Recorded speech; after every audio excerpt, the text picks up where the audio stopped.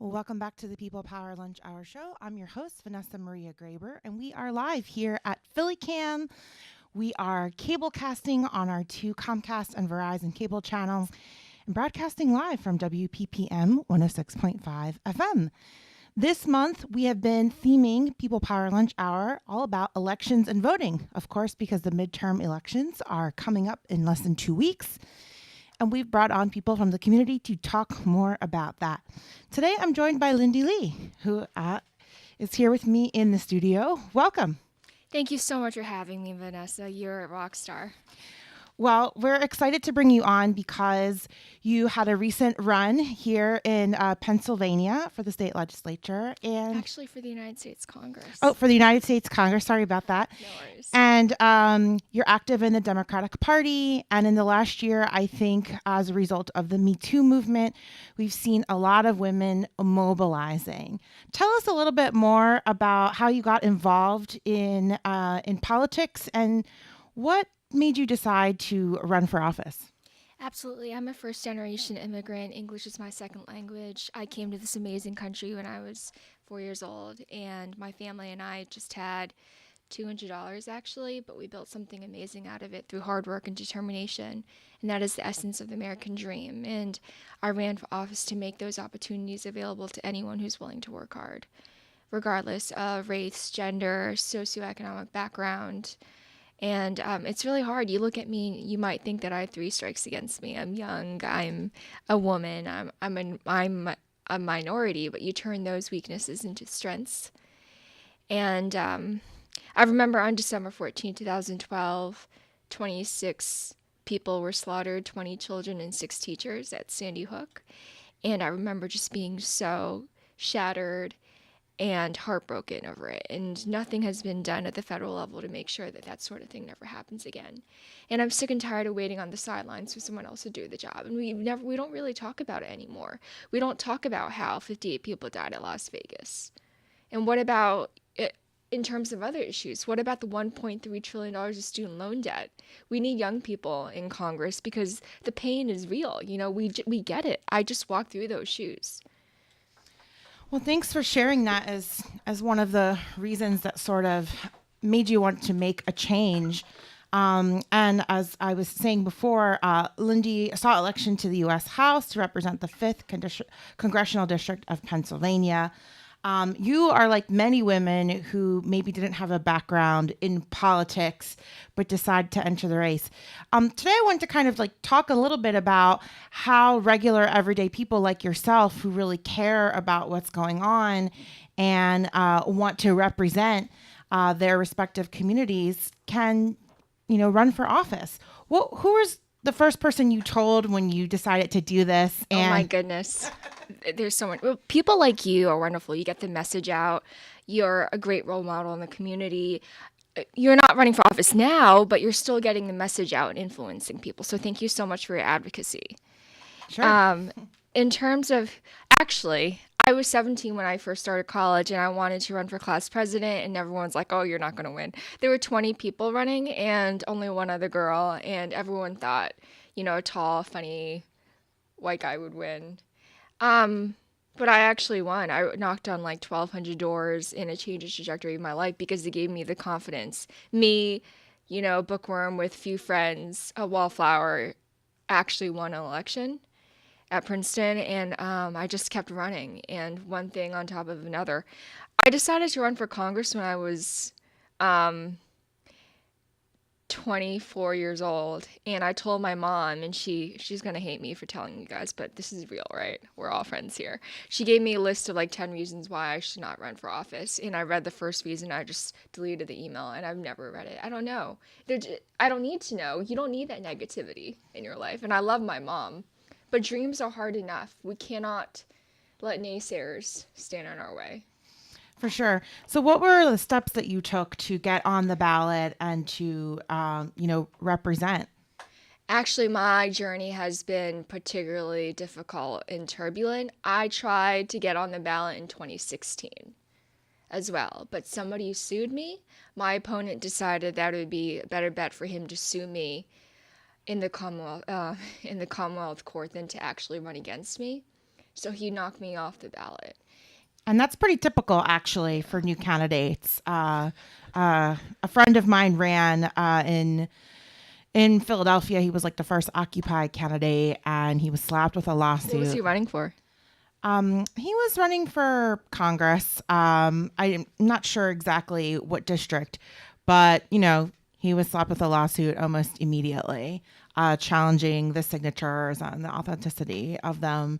And I think a lot of people get buried in that legal paperwork. He didn't have money for legal Oh, funds and it all of cost me that. hundreds of thousands of dollars to fight it because it wasn't a matter of authenticity for me. It was, for example, if the guy's name is Timothy, he can't write Tim. Or if you live on West Street, you have to spell it out. It cannot be WST. There's so many little details that you have to follow So when you're collecting the names, they challenge them if they're not written in as those. driver's license format. Oh, I see. Well, that's an important thing to know out there. So if So you, listen, kids. yeah, if you're collecting signatures, you really have to check them after each person signs them. And then you ran again this year. I did. I actually wanted to run in a district that no longer exists. Because of the newly drawn maps. It was a Chinatown one, and it was just seemed to be a better fit, but then it disappeared. By that time, my campaign was already going. I have no regrets about running in this district. Hindsight tells me that demographically, it just may not have been the ideal fit, but now I am stronger than ever. Unfortunately, I trust fewer people, but I've walked through the shadow of the valley of death, and I am more resilient than ever. I think a lot of people are scared to run because it can be Yeah. scary. Where do you think you got that courage from to just do it anyway? Thank you for asking me that. I'm feeling a little frail right now, to be honest. Just having gone through everything. Campaigns are really expensive. I raised close to $1 million for this, and it's your time, it's your energy, it's your health. I've had like health issues because of this. It's so taxing, and I definitely want to run again. It definitely isn't now. So I'm focusing my time on helping other candidates. I'm actually going to Scranton this weekend to help Congressman Matt Cartwright. He endorsed me twice when I had no friends, introduced me to Nancy Pelosi. He really didn't have to. It was his own reputation at stake. And loyalty is the coin of the realm. And I'm going to drive the 2.5 hours to Scranton to knock doors for him. That's amazing. Well, I'm really interested in talking to women and younger people because, again, I think people are feeling underrepresented. They're feeling like their voice doesn't count. And in the last year, we've seen record numbers of women from all different races step up to the plate and run for office. And we'll wait and see in the next 2 weeks what impact that has if they win elections. I've been following the Georgia race for governor. Stacey Abrams. Yes, very closely. And I say you all are brave because it gets ugly. And the things that they say or accuse you of can be really nasty. There are a lot of people that become attracted to campaigns. And so you sort of have to vet them and find out what their motives are. It's a lot. So I just want to give a shout out to all the women running. Thank you for representing for us because it's not easy. It's really hard. It is scary. You deal with a lot of crap. And I really just applaud all of you so much. Whether you win or lose, you're still all heroes in my book. You're so sweet. I also want to say, like I said before, people like you, we're standing on the shoulders of people like you. We're all a tribe here, we're one big family, and anything that one woman does only helps another. Yeah, definitely. We got to help each other, right? Yeah, and there's a reason why we're still being paid 78 cents on the dollar. I just read NPR, WHYY actually just said this morning that Hispanic women make 53 cents for every dollar that white men make. That is unconscionable. And I was just talking to my friend Andre. I don't know if you're listening, Andre. He's great. He's president of Philly Democrats, and he was saying at the Philly Dems event on Monday, there were only two Hispanic people there. And I thought, I couldn't even believe my ears. Are you kidding me? Philadelphia is Latino.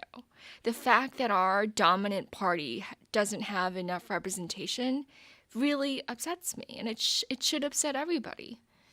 Yeah, I mean, I've been talking a lot about this on social media and trying to understand, you know, why people don't vote because I think that we have to talk to people and we have to listen to them and find out what their barriers are, find out what their needs are, find out more just about them and their communities in order to have an analysis or critique or an opinion. And so I feel like I've been doing a lot of listening in terms of, why Latinos don't come out and vote because, it's like I face the same thing, talking to people in my community who don't want to come out and vote, who don't trust either party. And it's hard. And so I think that, if people want to understand why, they need to go and listen. But right now, we're going to take a short break. And when we come back, we'll talk more with Lindy Li. We're going to talk about organizing people and what that takes. And we'll talk more about social movements and volunteering and doing the work year round. Stay tuned. You're watching the People Power Lunch Hour on Philly Cam TV and listening on WPPM 106.5 FM. We'll be right back.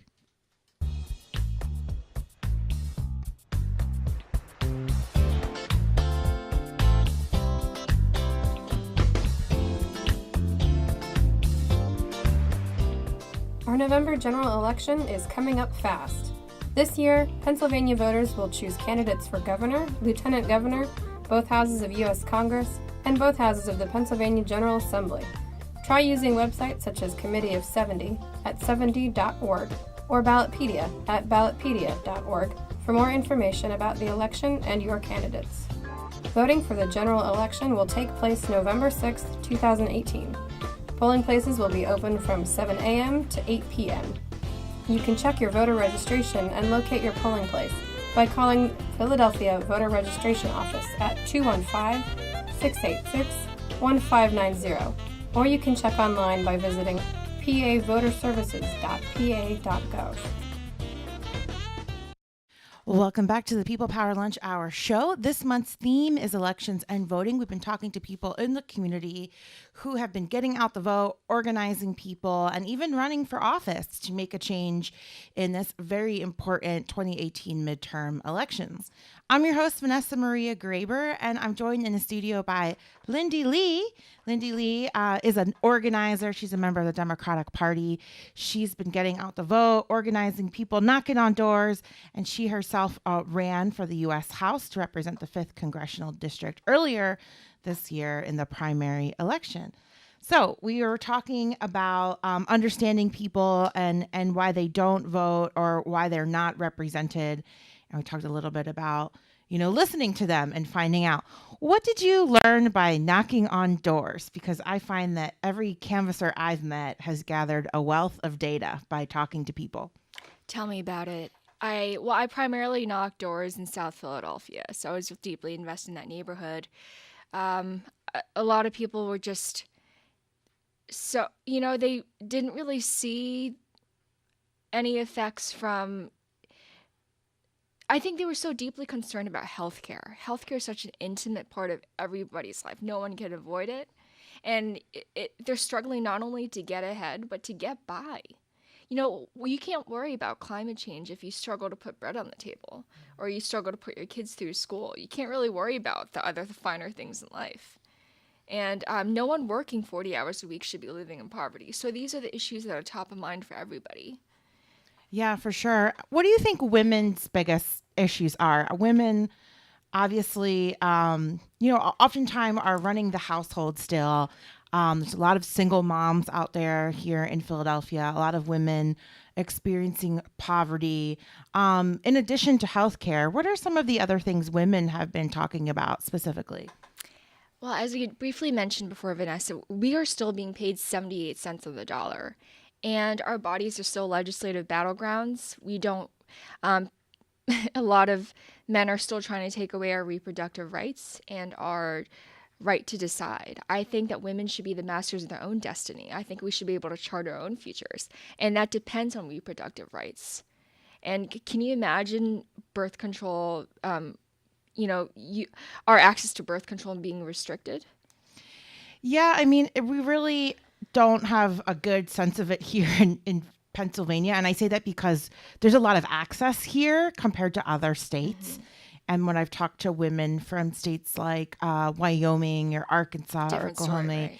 and I go, wow, like we really have it good. I mean, it's not great, and there still can be many more improvements, but there's other parts of the country where women really don't have access at all.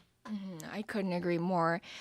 Just other opportunities as well. Young girls need to have access to STEM. It should science, technology, engineering, and math. They shouldn't be raised from a young age to think that they can't aspire towards these fields. They can dominate as well.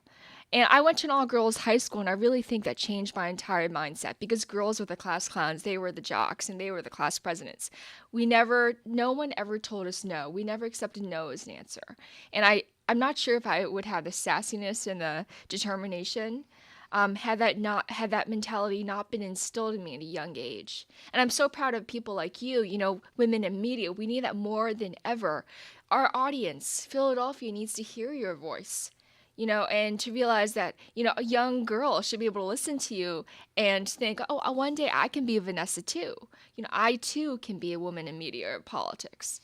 Yeah, for me, my two inspirations were Lisa Thomas Laurie was here in Philadelphia. She was an anchor on Channel 6 Action News, and we watched her every day. And then Christiane Amanpour. Oh my, isn't she great? She's amazing, and I watched her do some international reporting from the front lines of the Bosnian War. And just the way that she told those stories and advocated against dropping these bombs, I just thought like, wow, she's so inspiring. But it really does take women, like that to lead by example. I think Barbara Walters is another inspiration. And Trudy Haynes, the first Black news anchor here from Philadelphia, who's also a Philly CAM member.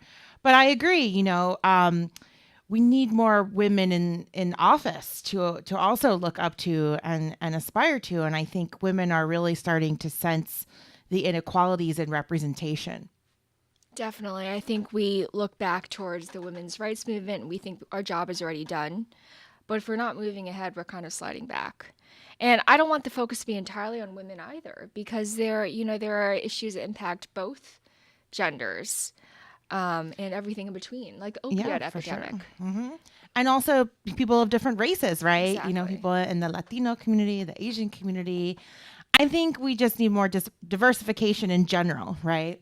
And to have a Congress that's truly Reflective of the nation at large. Yes. Couldn't have said it better myself.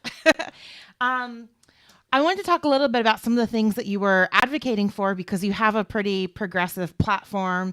And I always think it's great for people to run for office simply just to get their ideas out. So even if you don't win, like putting forth your proposals and your ideas is still a really good thing to get the message out there. So some of the things that you wanted to do was, raise the minimum wage to $15, debt-free college, doing something about student loan debt, legalizing cannabis or marijuana immediately, national jobs guarantee, and you're concerned also about super PACs. Can you talk more about some of those things? Well, the super PACs issue is especially relevant to our race because we had two candidates who used super PACs. And then, with all due respect, they would say, oh, trust us, once we're in office, you won't do that again. But I'm just thinking, once you're kind of interviewing for the job, and why should the American people trust that you'll somehow change once you're in office? I think you should walk the walk and talk the talk at all stages of your public career. And super PACs are dangerous because we don't know who's funding them. One person could write like a $1 to $2 million check, and we would have no idea. There's no transparency. The American people should know who's paying for the TV ads that we see on TV, or who's paying for the mailers. In terms of other things, like I said before, I don't think anyone struggling, working 40 hours a week, should be living in poverty. And the federal minimum wage is $7.25. You can barely live on that. Yeah, I read a study that said that nobody making minimum wage can afford a 2-bedroom apartment in any major city in the United States. That's sad. And that seems pretty crazy to me. Like you had to work a second job or have another line of income in order to support yourself. And for many people, they might also be caring for children. And it's pretty sad that you can't even rent something, yet alone buy your own home. And so what do you think it will take to get to that? To $15 an hour?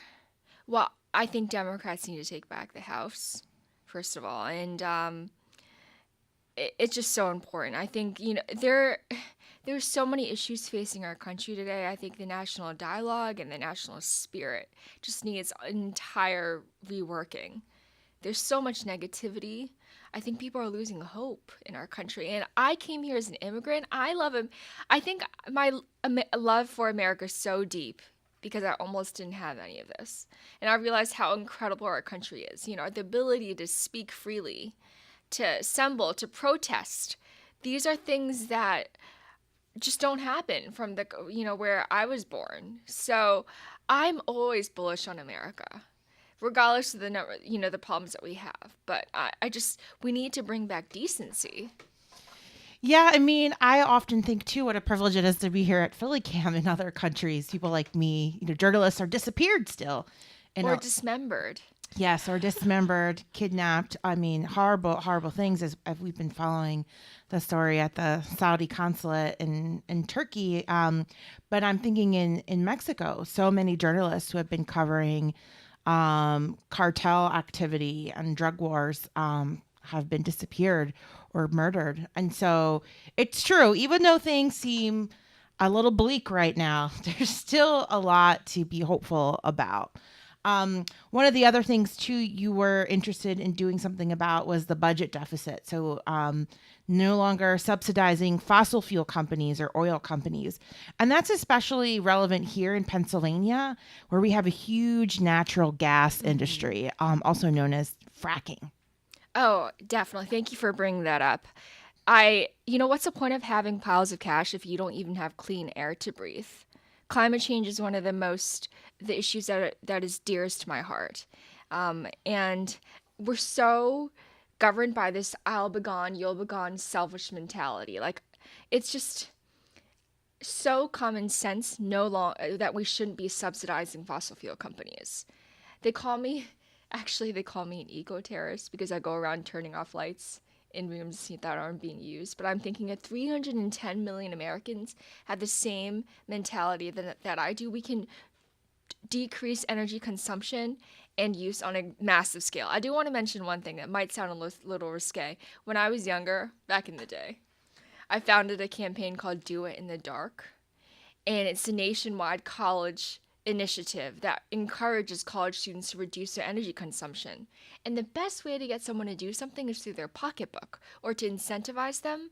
So the college that reduced their energy consumption the most, we would reward them with like free ice cream or free awards or something.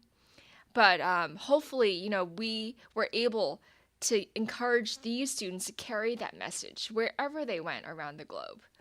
It's not so crazy. We had students from Penn and Temple's post-landfill action network plan come here, and it's all about recycling and reducing their carbon footprint. Yeah, because, there's a lot of college students here in Philadelphia, and, there's a lot of political activity, too, on college campuses. So it's interesting to hear that you first started running for things when you were at Princeton University. Have you worked with other college students, and do you think that they're among the people that might have the biggest impact if we were to activate them? Oh, absolutely. I'm treasurer of the Pennsylvania Young Democrats, so I work with college students all the time, and they're some of our most enthusiastic supporters and volunteers. And I've gone to Temple and Drexel and Penn. It's just, to organize these folks. We do weekly conference calls. I am filled with hope when I witness their hard work and their dedication. Yeah, they have a lot of energy. I shout out to our interns who are helping us out here and our co-op students. But they definitely bring a whole new energy when it comes to the future of this country. And I think that their voices are really important. We shouldn't discount them at all. Amen. Yes, so we are talking about elections and voting, and I'm here with Lindy Li on the People Power Lunch Hour show. I'm your host, Vanessa Maria Graber. We're going to take a short break. We're going to give you some more information about polling places and voting and where you can get information online here on the People Power Lunch Hour show on Philly Cam TV and WPPM 106.5 FM. We'll be right back.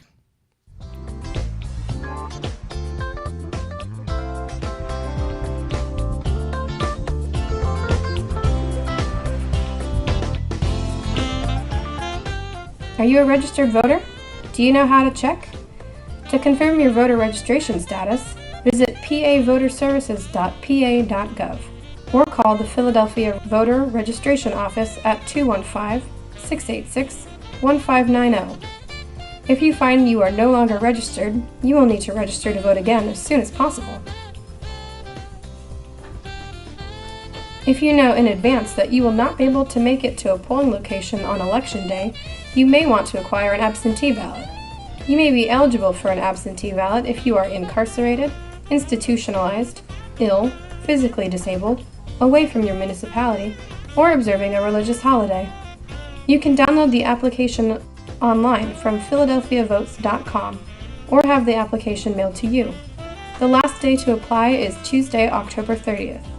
Completed absentee ballots should be mailed or delivered to City Hall no later than 5 p.m. on Tuesday, November 2nd.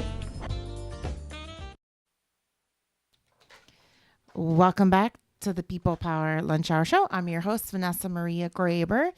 And this month, less than 2 weeks away from the 2018 midterm elections, we are talking about getting people involved in the political process. And I'm here with my guest, Lindy Li. And she's active in the Democratic Party here in Philadelphia. We've been talking about all the issues that she cares about, as she also had a run for office earlier this year for the 5th Congressional District here in Philadelphia. So welcome back. Thank you so much again for having me. I think it's fun to talk about politics, and I love sort of talking about the laws and policies, but there's a lot of people who don't. How do you approach people who maybe aren't really following politics or the news and are like, quote unquote, like apolitical? Like, what's the best way to sort of bring it up, especially since you've knocked on doors, you've been talking to people? But I find that there's still a lot of people that just don't want anything to do with it because of, you said, so much negativity. Mm-hmm. Vanessa, you're absolutely right. I do try to remind them that politics touches every aspect of life and you can't really just escape it. For example, for young people, I want to remind them that Wall Street has better interest rates than you do. There's no reason why you should go bankrupt going to college. In this country, we should be incentivizing our students to aspire towards their dreams, not burdening them with mountains of debt. And there's just no reason why the government should be making money off of our students. So that's one reason to get people to care. Yeah, I think that making the connection between the laws and taxes and your wallet is definitely one way. But I find that a lot of people, if they don't own property, certainly if you own a home, you're well aware of your property taxes. But I find that there's still quite a few people out there, they're not really paying attention for whatever reason to how the tax money is being spent. What do you tell them? It's your money. You're paying for. We should hold our lawmakers accountable. And again, with all due respect to our Philadelphia elected officials, what happened to the $30 million that went missing?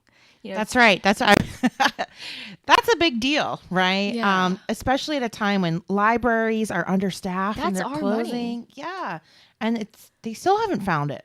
Exactly. We need greater accountability and transparency. No one should be using our money as a slush fund. It's just, it's such an honor to serve our country.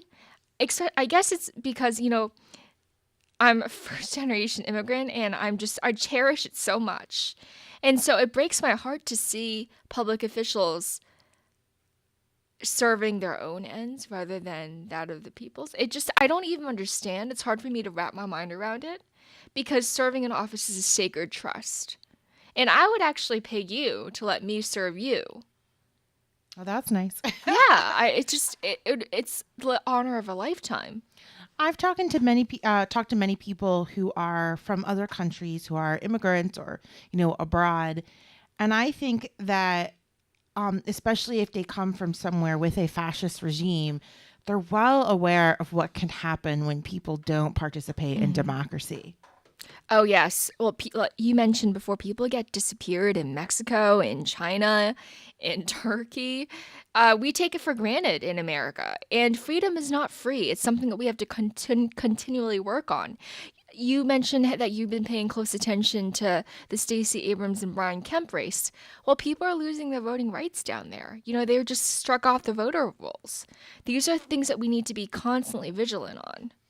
Yes, the voter suppression is definitely a huge concern. I think that that's something also flying under the radar a little bit, and many people won't realize it until they get to the polls, and then their name is not on there. It's happened to me before. Oh, wow. I remember I hand delivered my voter registration to the Board of Elections here in Philadelphia, and I did it because I didn't want it to get lost in the mail. And then, sure enough, when I showed up on election day several years ago, no record to be found. Oh, no. So then I filed a provisional ballot, and they said, okay, well, don't panic. If it's new, we might not have it.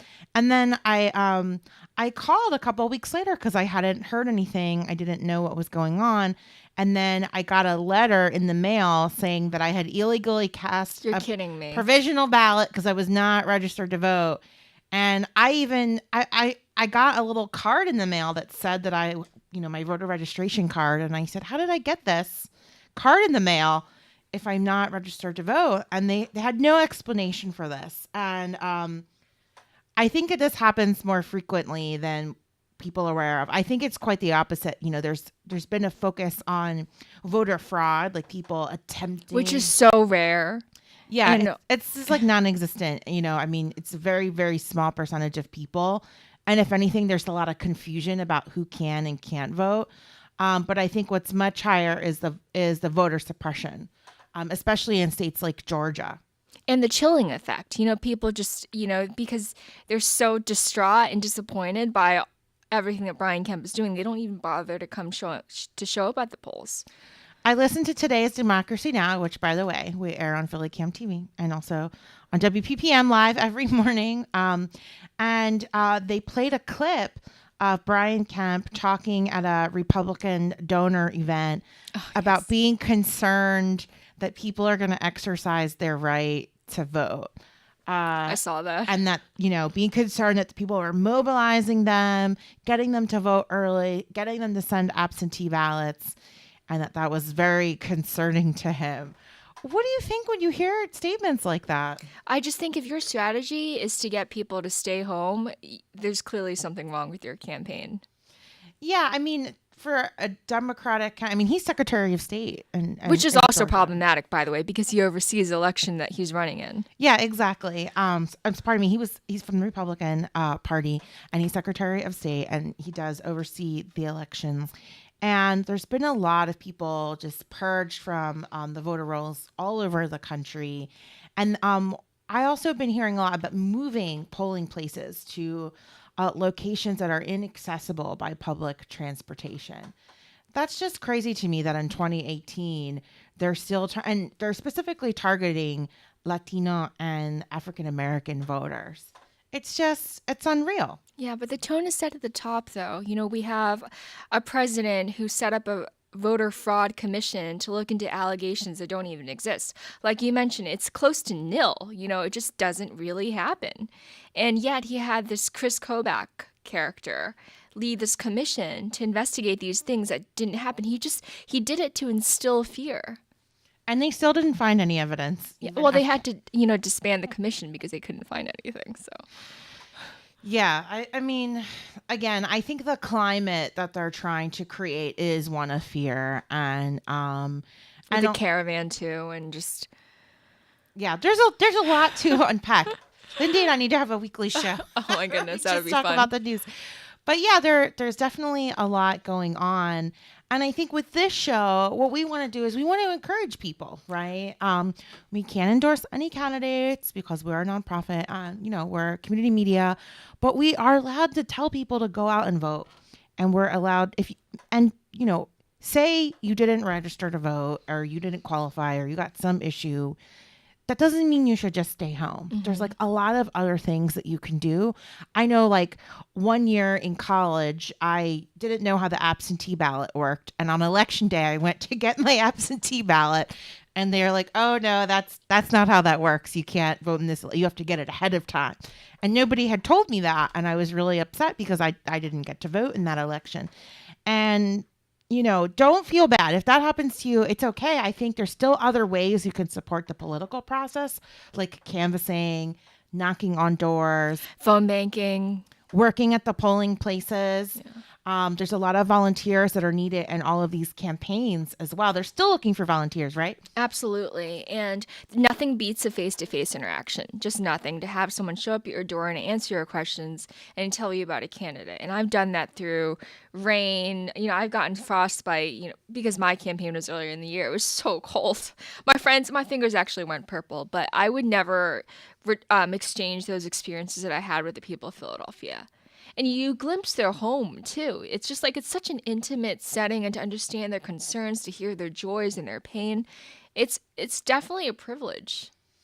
Yeah, some other things that I think people can do are giving rides to the polling places, because they're making it inaccessible in some areas. Not so much here in Philadelphia, but SEPTA also can be problematic.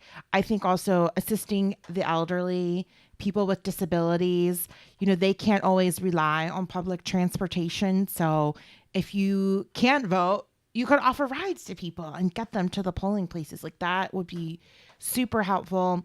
I think a lot of people also struggle with childcare and not being able to leave, their kids alone, or, can't take them with them and wait in a long line. So another thing you can offer to do is watch their kids so that they can go vote. Great idea. And also for the millennials out there, texting reminders, here's your polling place, or vote.org will tell you exactly where you need to go. And I know people our age don't like to make phone calls, so texting is definitely, a great option. That's a great idea. Like text message reminders, like, hey, don't forget tomorrow, go out to vote. This is where you can go do it. I even think reading about the candidates on the judges is in New Jersey, judges are appointed, but in Pennsylvania, they're elected. And judges play such a huge role in the political process. I think a lot of people get to the polling places and they see all the judges and they go like, oh, crap, I didn't research them. Who do I pick for? And so learning about the judges' past history, their education, finding out like what some of their positions have been, how they've ruled in big cases. All that stuff is available online. There's really a wealth of resources. Couldn't agree more. So yeah, I think, again, there's a lot of things you can do. Even if you are registered to vote, but if you're not, there's a lot of other things that you can do to still support what's going on. I think a lot of people look to media for endorsements and like, who are they picking? But honestly, anybody can make those recommendations, right? If you're somebody that does research and you kind of want to know what's going on, anybody can go online, research all the candidates, research the ballot questions. I think the ballot questions always get people too. They go like, oh, I don't really know what they're talking about. Sometimes they're worded in language that's kind of hard to understand. In Pennsylvania, we don't have ballot initiatives, but in many other states they do. And my friend, she showed me a picture of her California ballot because she had just moved there. And there was like 41 questions. Oh, wow. And she was like, look at all these questions. And she was so excited because they were really specific, like whether or not they should, ban plastic grocery bags, for example. One of them was to legalize cannabis in California. And so she was very excited to answer the questions. But admittedly, she said, there's so many, I don't know what the heck they're talking about. And she had to like Google while she was in the polling place so she could know what was happening. But a really great website that people should check out is the Committee of 70s. Oh, for sure. They just did an event last night, actually. Yeah, they are a nonprofit group. They put out information about polling places, about the candidates. They have all kinds of facts and statistics. And they're really concerned with, getting people engaged in the political process. And they were one of our guests on the People Power Lunch Hour show, of course. David? No, it was another woman. David was not able to go, but they talked about all the initiatives that they do year round. Because a lot of people associate them with just, election days, but they're actually really active. Their website is, I believe it's 70.org, and we have some information about that coming up. So we're going to take another short break. You're listening to the People Power Lunch Hour show, and you're also watching on Philly Cam TV and WPPM 106.5 FM. We're going to take a short break, and when we come back, we'll talk more with Lindy Li. Here's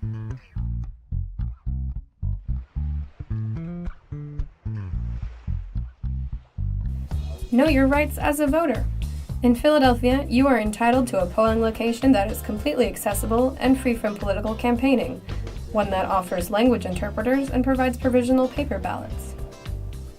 In the United States, only 25% of voter polling places are completely accessible. You can determine if your precinct is accessible by visiting philadelphiavotes.com. If your polling location is not accessible, you have the right to receive an alternative ballot, which, similarly to an absentee ballot, must be mailed to the County Board of Elections before November 6th. Your polling location will provide language access services, large print voting instructions and ballots, and volunteers to answer questions about voting procedures. If you encounter an issue at your polling place, call the Philadelphia County Board of Elections at 215-686-1590.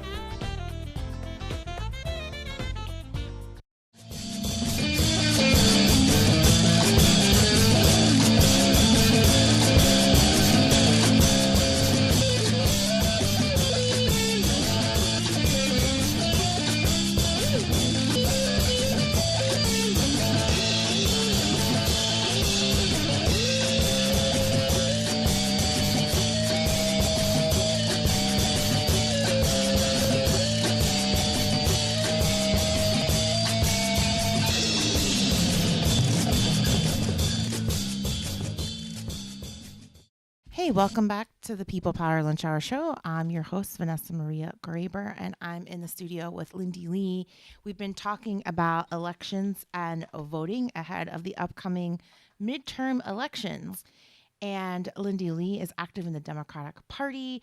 She has been organizing people for many years, getting out to vote.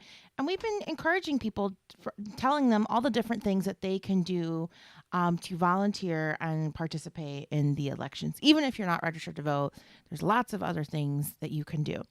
So I wanted to talk to you about President Obama because, of course, you wound up on the front page, I think, of the Inquirer, one of the local newspapers. You were standing behind him. He recently came to Philadelphia to do some stumping. Did you get to meet him or, talk with him at all? Or what was that experience like?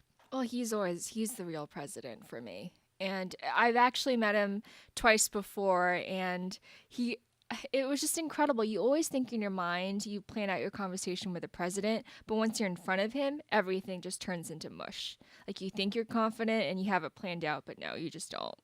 And so I was barely coherent. But he's such a great man and so warm, and you could just see the humanity like in his eyes. Yeah, I'm glad to see him, out of hibernation. He was, on vacation with Michelle, well deserved for a while. But, I don't think that his legacy ends, at the White House, Absolutely in not. terms of being able to capitalize on the immense, base that he has. I think his election back in 2008 was really amazing in the way that he galvanized the Democratic Party and united them in a way that we didn't really see in the last election. What qualities do you think he brings to the party that had that effect? He is particularly special to me because it was the first election that I ever voted in. It was 2008, so I was, it's just, oh, actually, when we came to this country, we really didn't have much, but we scraped together enough to donate our South Philadelphia office to the Obama campaign in 2007. So his campaign has always occupied a special place in my heart. And he exudes hope and compassion and decency. Can you just imagine the stuff that I know we're not supposed to get really partisan here, but can you imagine Obama spewing the hatred and the division that our current president does on a daily basis? Calling people horse face? I just, I read, sometimes I read the stuff that the person in the White House says, and I can't believe it. Am I in the Twilight Zone? Yeah, it's pretty surreal at times, as a journalist and following everything that the president is currently saying, and just read his Twitter alone every day. It's enough to cause you to wonder if you are in a Twilight Zone or not. And I do think people are nostalgic for a time when the president, was very eloquent and knew the right thing to say in the right moments, especially after these mass shootings that have occurred and other crises here in the United States. We don't get a lot of that from the current president. Absolutely. And also just a time where just decency. And also, I don't care if you're a Republican. If you have a good idea, I'd love to talk to you about it. And that's something I think even right now in our own party, we're so partisan. We're so anti-Republican. And it's just something that I don't subscribe to. And it's a kind of a turnoff for me because I am about compromise. And we were able to craft this amazing document, the Constitution. It wasn't easy, but people, there was the Connecticut Compromise, the Virginia Compromise, who came together. We argued, but we also understood that everyone shared the same goal, and that is the elevation of America. And so I'm happy to work across the aisle, and I think we need more Democrats who are willing to. It's not betraying your party. It's actually, contributing to the success of your country. Yeah, I agree. There's just a lot of divisiveness, not just among party lines, but, among like Antifa and anarchists and Green Party and the left also fights a lot amongst themselves as well. And I think that, as more oppressive policies come through the pipeline, I think that we all need to find ways to put a lot of that aside and work together and compromise. Otherwise, the very well organized opposition will continue to march forward. So we only have a few minutes left in the show. I just want to hear more about your thoughts for the future and what you hope to achieve in 2019 and what sort of is your vision, because one of the things that I love doing is imagining the alternative world, right? That's like this imagination, this hope, this vision keeps us all going. So, here at Philly Cam, we like to imagine a truly free media, journalists who are able to tell their story, and inclusive media, people from diverse backgrounds being represented in media. And that's sort of what we work for every day. What are some of the things that you imagine in this alternative world that we could potentially build? I think people should be able to live without suffering because of who they are and things they can't change about themselves. I think that is a fundamental heartbreak, to have to suffer because of something that's immutable about yourself. And, in terms of voter participation and voter engagement, I'm so heartened by the fact that the millennial generation seems to be participating more. I hope that's a permanent trajectory rather than just a temporary blimp. Because frankly, I always tell young folks this. Ruth Bader Ginsburg, who's a Supreme Court justice, she's gotten cancer twice. Okay, she has managed to show up to the bench every single day that she's had to. If she can show up to the bench every single time, then you can show up to the polls for a few minutes and cast your vote. It's a privilege. Okay, people have died for this. And you have no right to complain if you don't show up to vote. And your vote does matter because elections are won. Sometimes in Philadelphia, they're won just by a few votes, like a handful of votes. Yeah, some of these elections have been very tight. We all remember the 2000 election, Al Gore versus George W. Bush, and it came down to just a few hundred votes in Florida. I do think that there are legitimate concerns about election fraud and voter suppression, which caused distress. And I think that's why part of my message is don't just vote. Get out there and organize So right. and volunteer and participate. And I think you've shown like all the different ways that you can participate. Can you give information for the Young Democrats if people were interested? Absolutely. You could go to our website, just Google Pennsylvania Young Democrats, reach out to me. I'm Lindy at lindyli.com. We'd love to have you as part of our family. It's a statewide crew. And, Connor Lamb, I like to think that we played a part in his success. You go to his victory party and it's all familiar faces because we were out there knocking on doors, calling people. This is democracy at work. We got to do the work. It's all about the ground game. Yeah, that's exactly right. I think the ground game is really underestimated. If you watch House of Cards, Yeah. the New season's coming out in a few days. Oh, wow. So the ground game is like very important when it comes to elections. But really, I mean, it's all about being civically engaged, I think is a better term for that. And just, I think it starts like on your block, right? Like getting to know your neighbors, find out who your committee people are. I think that's another position Or here. be a committee person. Yes, find out who is your committee person. Are they doing a good job? And if they're not, you can run for committee. That's a really attainable position for everyday people. Several friends of mine ran for committee, and they were like unopposed, and they're like, "I won! I can't believe it!" And so it was like exciting because I think that's where it really starts. Becoming part of the party. There's, if Democrats are, there's other parties, there's other groups of people that are doing things, and I don't limit yourself to party politics. There's lots of community-based organizations like Committee of 70 that are educating people.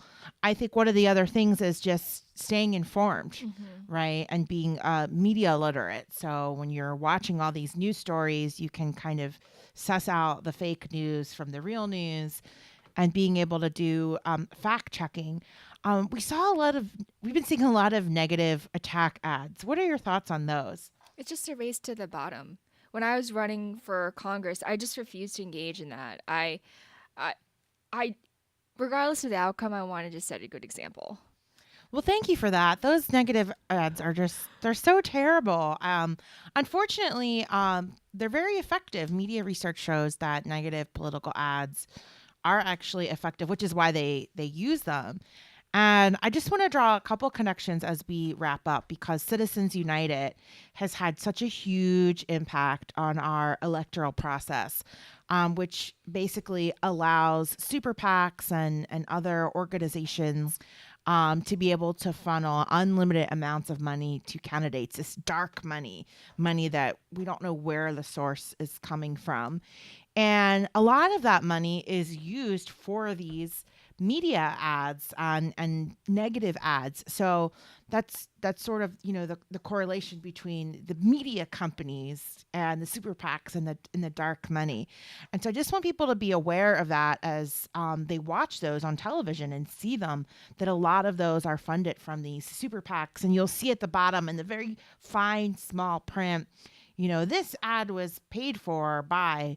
Research those groups. Some of them are really random. They have nothing to do with the campaign. Some of them are directly working with the campaigns in some way, even though they say you're not supposed to. They definitely do. And again, That's so right, actually. In the campaign, a candidate's mother started the super PAC, and somehow they wanted voters to believe that they didn't talk. right? They say, "Oh no, we have nothing to do. We don't communicate," and it's really unbelievable.